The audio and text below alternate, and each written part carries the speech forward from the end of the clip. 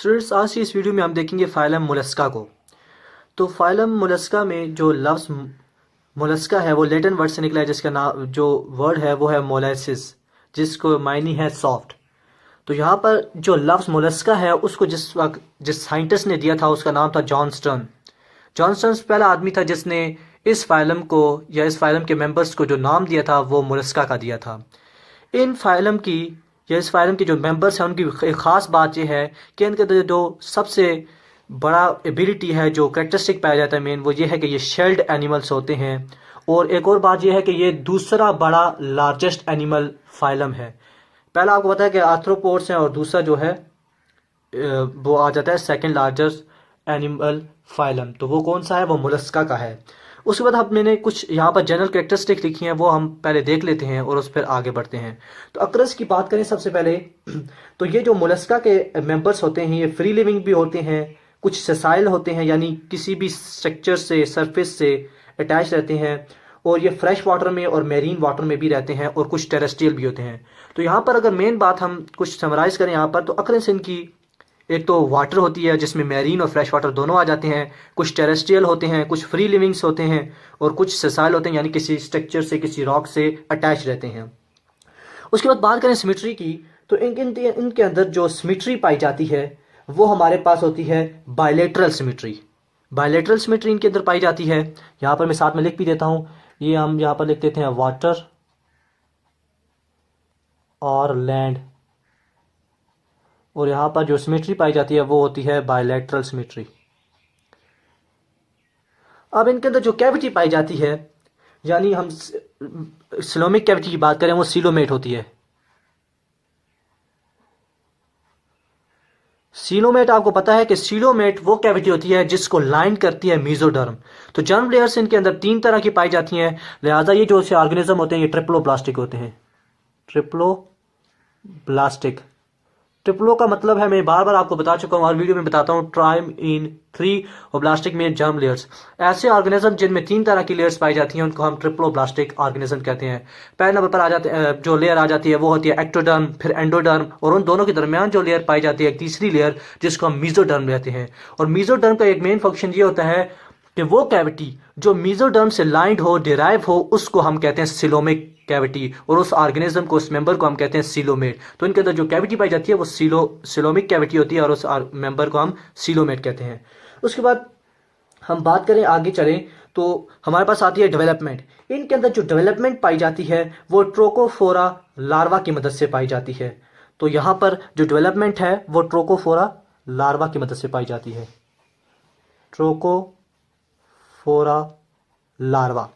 तो यहां से एक बात निकलती है कि इनकी जो डेवलपमेंट है इनडायरेक्ट डेवलपमेंट होती है, और वो लार्वर स्टेजेस पर मुनसर होती है, और वो लार्वर स्टेजेस आगे डेवलप होते हुए इंडिविजुअल में आगे बन जाते हैं। तो सक्सेस की बात करें इनके अंदर, वो हमारे पास होते हैं सेपरेट होते हैं।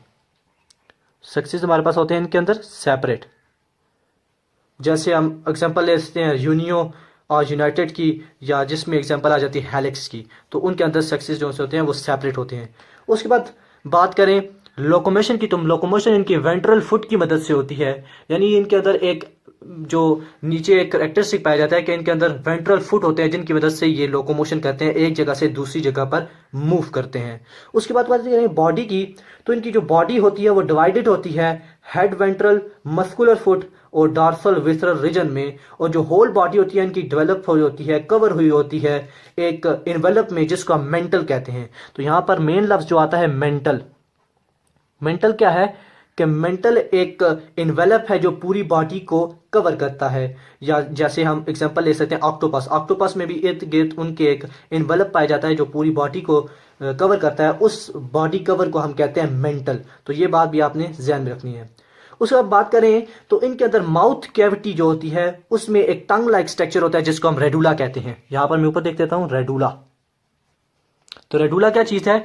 इनके माउथ कैविटी में एक टंग लाइक स्ट्रक्चर पाया जाता है जिसको हम रेडुला कहते हैं, जो किसी भी फूड को इनगल्फ करने में मदद दे सकता है। और एक एग्जांपल में आ सकते हैं कटल फिश, स्नेल, जिनके अंदर ये रेडुला पाया जाता है या टंग लाइक स्ट्रक्चर पाया जाता है। अब बात करें आगे, तो सिलोम जो सिलोमिक कैविटी है वो डिवाइडेड होती है ह्यूमोसोलिक चैनल्स या हम कैसे सिनोसिस में डिवाइड हुई होती है, जो मुख्तलिफ फंक्शंस को आगे परफॉर्म करते हैं, उस डिटेल में हम नहीं जाते। उसके बाद बात करें नर्वस सिस्टम की, तो इनके अंदर जो नर्वस सिस्टम पाया जाता है वो पेयर सेरिबुलर, प्यूरल पैडल और विसरल गैंग्लिया पर मुनसर होता है।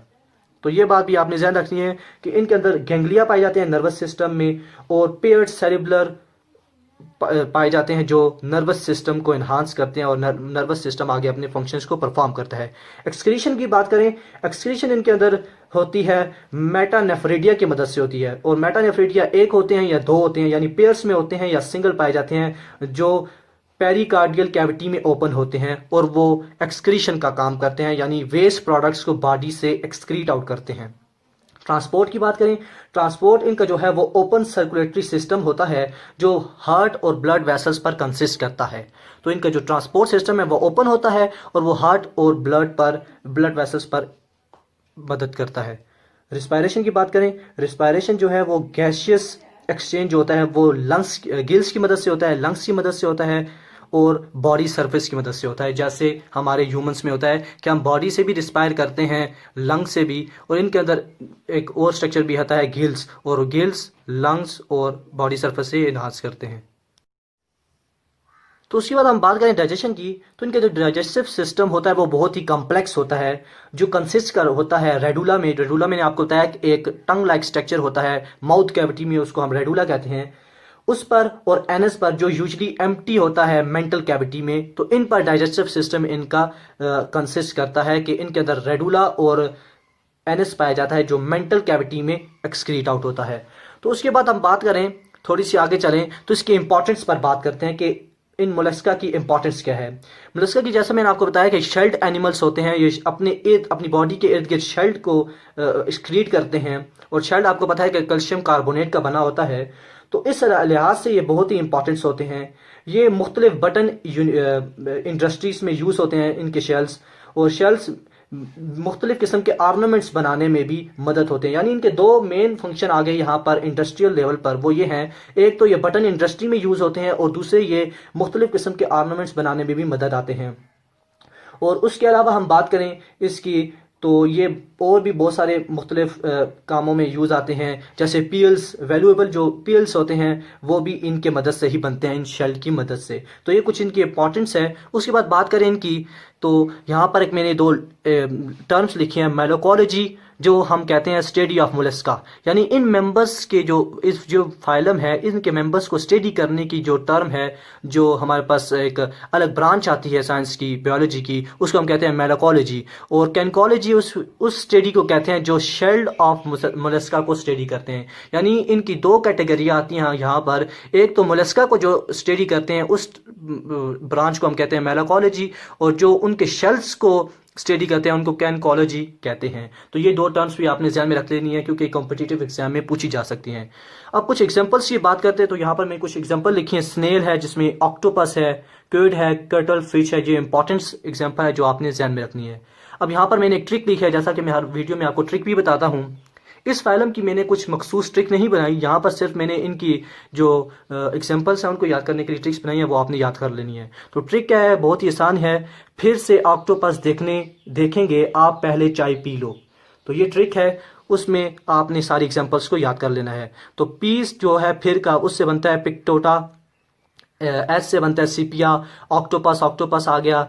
देखेंगे में डी जो है वो डेंटालियम के लिए यूज होता है, आप से एपलाइसिया, और आगे सी से बन जाता है चाइलो फिलोरा, और पी से पिला, और लो से लो लीगो।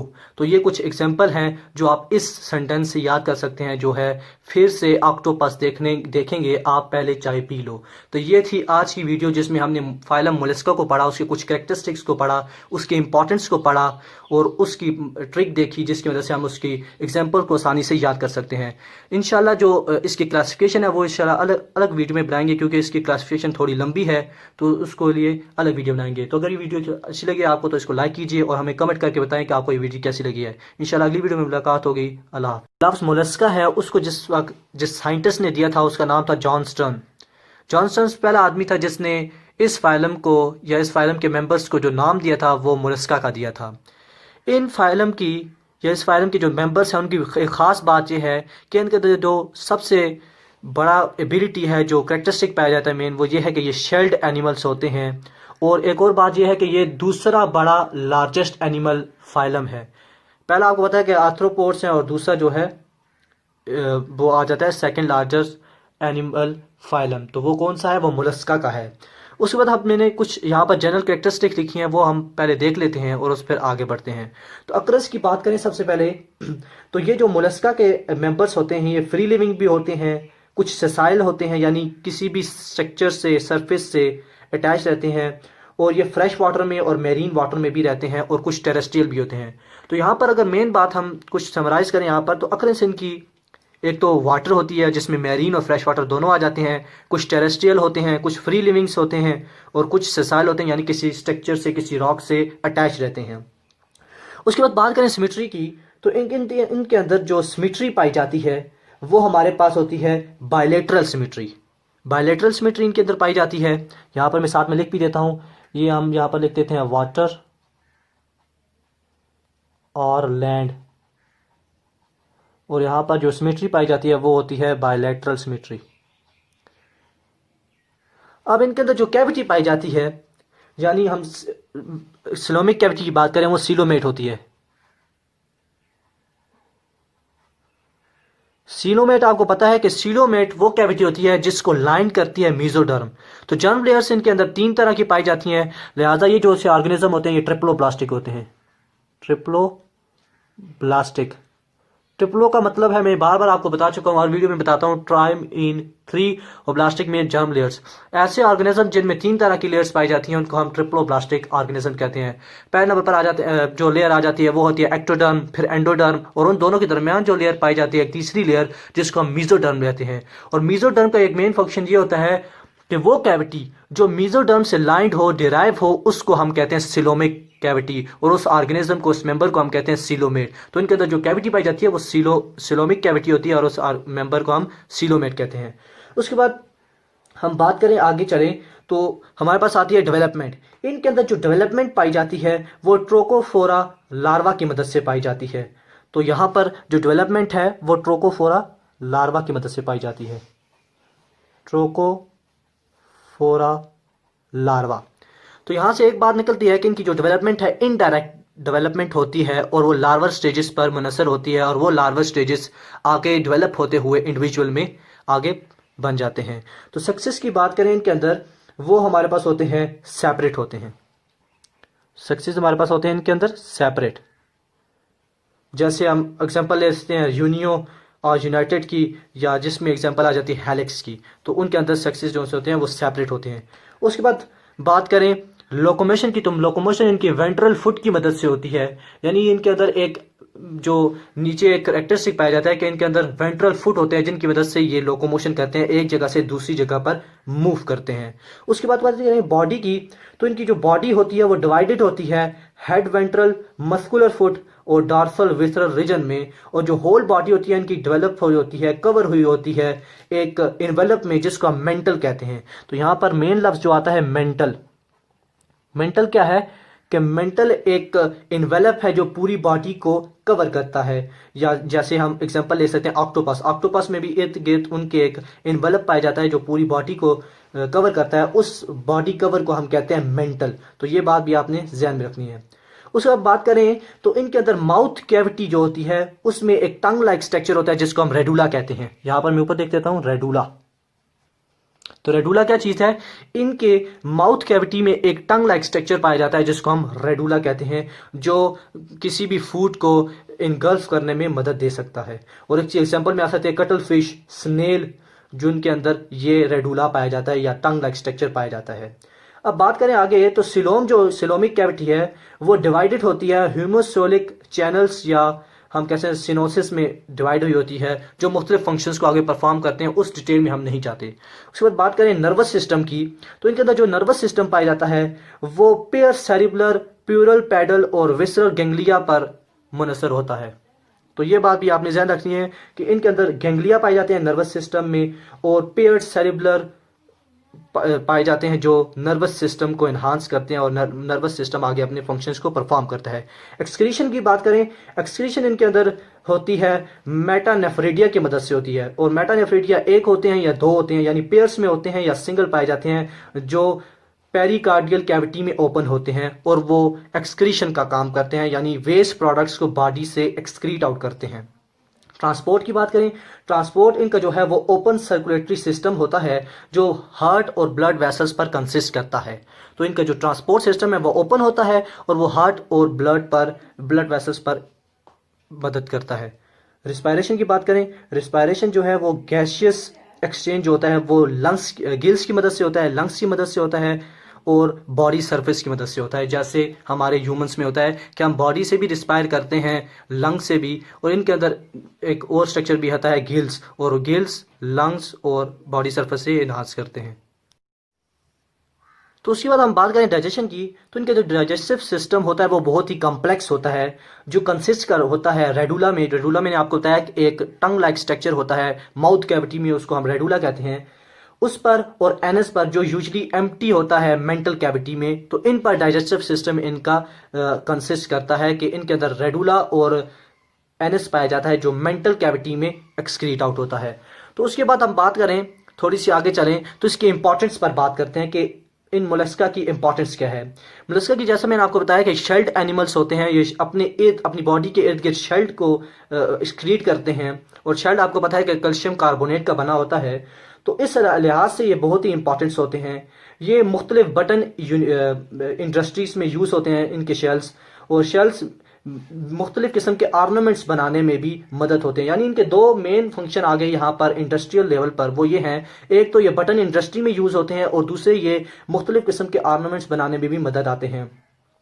और उसके अलावा हम बात करें इसकी, तो ये और भी बहुत सारे मुख्तलिफ कामों में यूज़ आते हैं, जैसे पील्स, वैल्यूएबल जो पील्स होते हैं वो भी इनके मदद से ही बनते हैं, इन शेल की मदद से। तो ये कुछ इनकी इंपॉर्टेंस है। उसके बाद बात करें इनकी, तो यहाँ पर एक मैंने दो टर्म्स लिखे हैं, मेलोकोलॉजी जो हम कहते हैं स्टडी ऑफ मोलस्का, यानी इन मेंबर्स के जो फाइलम है इनके मेंबर्स को स्टडी करने की जो टर्म है, जो हमारे पास एक अलग ब्रांच आती है साइंस की, बायोलॉजी की, उसको हम कहते हैं मेलोकोलॉजी। और कैनकोलॉजी उस स्टडी को कहते हैं जो शेल्ड ऑफ मोलस्का को स्टडी करते हैं। यानी इनकी दो कैटेगरी आती हैं यहाँ पर, एक तो मोलस्का को जो स्टडी करते हैं उस ब्रांच को हम कहते हैं मेलोकोलॉजी, और जो उनके शेल्स को स्टडी करते हैं उनको कैनकोलॉजी कहते हैं। तो ये दो टर्म्स भी आपने ध्यान में रख लेनी है क्योंकि कॉम्पिटिटिव एग्जाम में पूछी जा सकती हैं।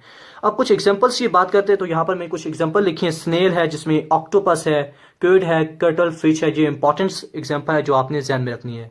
अब यहाँ पर मैंने एक ट्रिक लिखी है, जैसा कि मैं हर वीडियो में आपको ट्रिक भी बताता हूँ। इस फाइलम की मैंने कुछ मखसूस ट्रिक नहीं बनाई, यहाँ पर सिर्फ मैंने इनकी जो एग्जांपल्स हैं उनको याद करने के लिए ट्रिक्स बनाई है, वो आपने याद कर लेनी है। तो ट्रिक क्या है, बहुत ही आसान है। फिर से ऑक्टोपस देखेंगे आप पहले चाय पी लो। तो ये ट्रिक है, उसमें आपने सारी एग्जांपल्स को याद कर लेना है। तो पीस जो है फिर का, उससे बनता है पिक्टोटा, एस से बनता है सिपिया, ऑक्टोपस आ गया।